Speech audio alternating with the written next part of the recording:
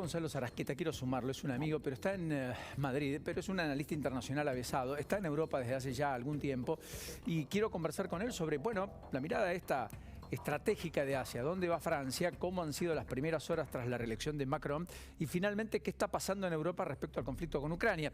Así que de todo un poco para aprovecharlo. Gonzalo, ¿cómo estás? Bienvenido, un placer, buenas tardes. Paulino, buenas tardes, un gusto estar con ustedes. No, siguiendo en línea con lo que ustedes planteaban, Macron, digamos que no ganó por su narrativa o por su gestión, sino a pesar de ella. Él mismo lo dijo ayer, lo que capitalizó él fue el miedo a Marine Le Pen y no capitalizó una esperanza para él. Me parece que para agregar a las estadísticas que estaban dando, que eran muy claras y que muestran la curva evolutiva de la extrema derecha, también hay que sumar a Eric Zemmour, que es este candidato que salió a la derecha de Le Pen. O sea, si creíamos que con Le Pen teníamos el borde derecho ocupado, a la derecha de Le Pen salió un ex militante del Frente Nacional, que es Eric Zemmour, y que juntó el 7% de los votos, Paulino. Si juntamos, como recién decían ustedes, el 23% de Le Pen, el 21% de Mélenchon y el 7% de Eric Zemmour, arañamos los 50 y los pasamos los 50 puntos. Esto me parece que es importante para darle una lectura también a esta elección, antisistema, pero también soberanistas y no soberanistas. Tanto Mélenchon como Zemmour como Marine Le Pen se consideraban euroscépticos, ver el mundo obviamente exclusivamente desde Francia, y obviamente enfrente en Macron y todos los partidos de centro, partidos centro-derecha, centro-izquierda, como el Partido Socialista, empezaban obviamente a tratar de defender esta idea de la Unión Europea. Y Gonzalo, ¿cómo puede impactar este análisis que vos hacés en la Asamblea Legislativa, digo, para la gobernabilidad de Emmanuel Macron? Bueno, esto es importante. Emmanuel Macron en el 2017 obtuvo un muy buen triunfo en las legislativas que, recordemos, se realizan ahora el 12 y el 19 de junio, aquella vez fue el 16 y el 11 y 18 de junio, ahora es el 12 y el 19 de junio, había obtenido 267 bancas, casi la mitad del total, que son 577.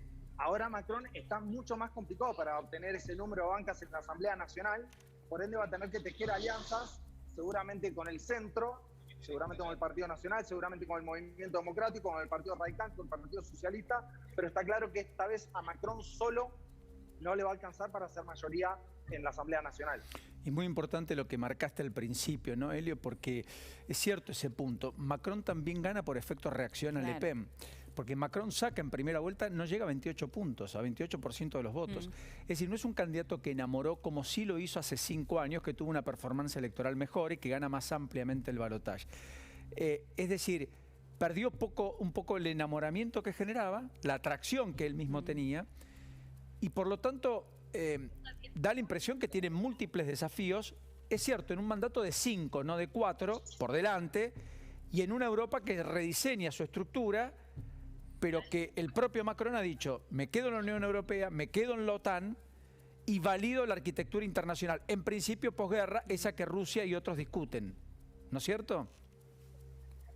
Sí, totalmente. Ahí, Paulino, también es importante cómo Bruselas vivió esta elección, ¿no? Porque Macron es el único miembro de los 27 países de la Unión Europea, miembro del Consejo de Seguridad de la ONU.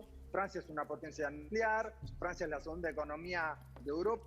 O sea, un giro en Francia era un giro en Europa. Esto entendamos que Bruselas estaba muy preocupada con la elección de Marine Le Pen, y obviamente si nos colgamos también a la lectura de Ucrania, el cambio en el Eliseo de Macron-Le Pen también es un cambio de postura de Francia con lo que está pasando en Ucrania. Me parece que eso también es importante añadir. Y también otro tema que por ahí quedó medio oculto en la agenda pública, que es el tema de las elecciones en Eslovenia. Ayer también hubo elecciones en Eslovenia y también perdió el primer ministro ultranacionalista, euroscéptico, aliado de Víctor Orbán, también perdió frente a un candidato de centro, frente al ingeniero Globos, un candidato Partido Liberal Ecologista, también le ganó digamos, a la extrema derecha en Eslovenia, así que fueron 2 porotos que se anotó la Unión Europea este domingo.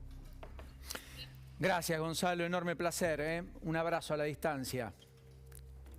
Un abrazo grande a todos. Gusto en verte, ahí estaba Gonzalo Sarasqueta, buen amigo, analista de primerísimo nivel.